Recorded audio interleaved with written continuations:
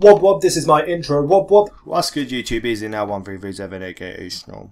Trying to record this thing, but people keep making noises outside and it keeps making me restart. So this is my new series of top 5s where I'm going to be doing a lot of different topics and they're going to be my lists of my opinions. So what you guys can do to be involved is give me the topics that you want to see as the top 5, and then I will pick my top 5 to do with your topic. So if you're new around here, please subscribe and become a part of the Snowman Army. It is free and you get some special powers of being able to melt in the sun because you're a snowman. Get it? Sorry.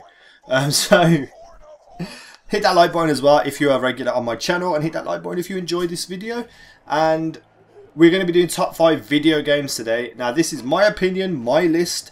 You may agree with some of it, you may not agree with some of it. Please respect my list and my opinion, and you can leave your top 5 of what you want to, what you would have as top 5 video games. But let's get into it anyway.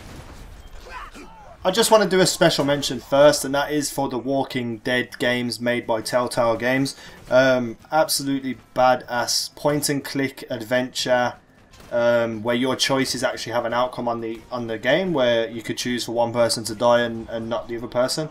And it's a really heart-wrenching game. Like, it's really emotional, especially with the companion, who is Clementine, who later becomes the main character. She's just a badass character, and she's really cute, and she just really makes you want to care about her.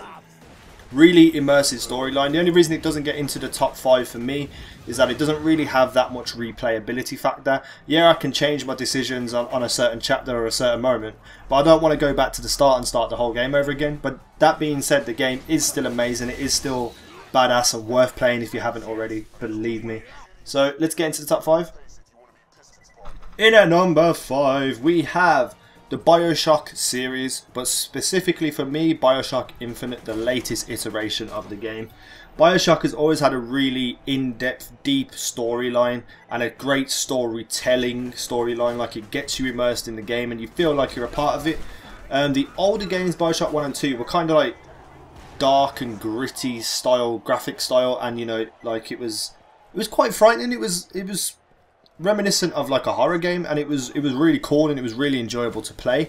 But for me, BIOSHOCK Infinite took a whole different turn on the game, and while you still had those dark and gritty moments, it was for the most part a light and airy style, graphics style, and storytelling as well. And having Elizabeth as your partner and how the partnership worked with each other, it was phenomenal, and I absolutely loved the game. And you know, it's just a badass game. If you haven't played the BIOSHOCK series, I highly suggest you go and find them.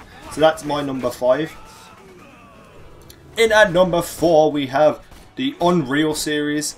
For me specifically, Unreal Tournament 99. Now this was the first ever first person shooter I played. I sunk more hours into this game than probably any other game in history, apart from what my number 1 game is. So this is very near and dear to my heart. I played this game almost at a professional level. Unfortunately at the time I was too young to turn into a pro, so I couldn't go to like LAN events and stuff because I was too young. But I was on that level of being pro, and I was getting recruited by some of the top clans in the world because I was absolutely phenomenal at this game. I absolutely loved it. I was addicted to it. I had to give it up because I was too addicted to it. I wasn't going to like concentrate at school and stuff. I wasn't doing what I should be doing in my real life because I was so addicted to this game. And I can always go back and play this whenever I can, and I'm still good at it because I just love the game. It's so different to any other first person shooter you see. But that being said, it has to be played on a PC because the console version was terrible. But Unreal Tournament series, Unreal series I should say, Unreal Tournament 99 specifically, play it if you haven't. It's pretty damn cool. In at number 3 we have the Zelda series. Now, I never played the original Zeldas until I played Ocarina of Time, and that is my game that I'm choosing, is Ocarina of Time. After I played that game, I played all the Zeldas because it got me hooked and addicted. Ocarina of Time for me is possibly one of the most nostalgic games of my childhood. I played the game a lot and I absolutely loved it, but for me it was the music and the cartoony graphics were completely different from anything else I'd played back then because it was all not quite as good, you know what I mean? I can't really explain it, but it was a big step forward back then to have these types of graphics, and on top of that as well, the game was big and expansive. You could go and do what you wanted. There was loads of secrets, and you know, all the bosses and everything. The funny comedy side of it, as well as, you know, the serious side of it as well. I absolutely loved the game, and Ocarina of Time is probably one of the best games for most people in history. But for me, it was the music. Definitely the music, the menu music. Just, I could sit on the menu for an hour and just listen to the music. So, number 3, Zelda, Ocarina of Time. In at number 2, we have the Borderlands series. Specifically for me, Borderlands 2. Now, Borderlands 1 for me was an absolute genius game. It was, in my eyes, unbeatable. I didn't think they'd ever make anything better. But then Borderlands 2 came out, and I was just gobsmacked and amazed. As well as like cool music and cool cutaway scenes, you have these really nice, different styled graphics. Like, it's not often you see graphics like this in a game. But it's a great storyline as well. It feels good to play, it looks good, it sounds good. But for me, what Borderlands 2 brings is a whole extended level of hilarity and comedy. Because the characters like Handsome Jack and Claptrap genuinely had me laughing. Like, it's very hard for me to laugh at a game. Like, for me, it'd be like, oh, that's funny. But I was absolutely in hysterical fits of laughter playing Borderlands 2.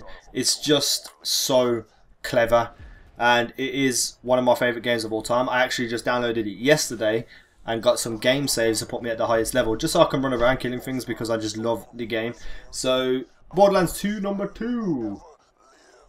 And last but not least, at number 1, and if you know me or you've spoken to me, you will know that this was going to be number 1 from the start. And it is Final Fantasy VII and the Final Fantasy series, but more specifically Final Fantasy VII, because I love every single Final Fantasy ever made. The worst one for me would be Final Fantasy IX, but I still loved it. Every other Final Fantasy I absolutely adore. I can't get enough of Final Fantasy games. But specifically Final Fantasy VII was one of the first ever games I fell in love with. And I mean really fell in love with. I've completed Final Fantasy VII to 100% completion over 250 times. In fact, I haven't played it for the last year because I got too addicted to restarting it. When I finished a game and I completed it, I would instantly start a new game and start again, because I just love the game so much. The storyline, most people say it's all crazy and out of place, but it's actually really immersive if you get into it yourself. If you could put yourself into that game, it's a badass storyline. And then you got like all the different things like using materia and magic and, you know, summons and stuff. That's badass for any game, but Final Fantasy VII was really ahead of its curve in the sense of how big a game could be and how many different things you can do and such things. In my opinion anyway, I think it was one of the first games to ever pull it off and do it right. The only other game that I can think of would be Chrono Trigger, but Chrono Trigger was so complicated that it didn't interest me. So Final Fantasy VII is one of the best games of all time for probably nearly everybody who was born in my generation and before my generation as well, because it's just that good of a game.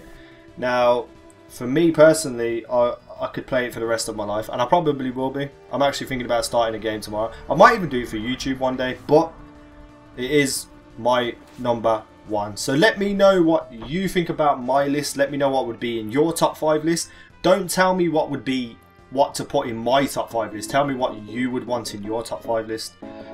So badass games all around. Hope you enjoyed it. Drop a like if you did. Subscribe if you haven't already. It's free. And peace out. Take care.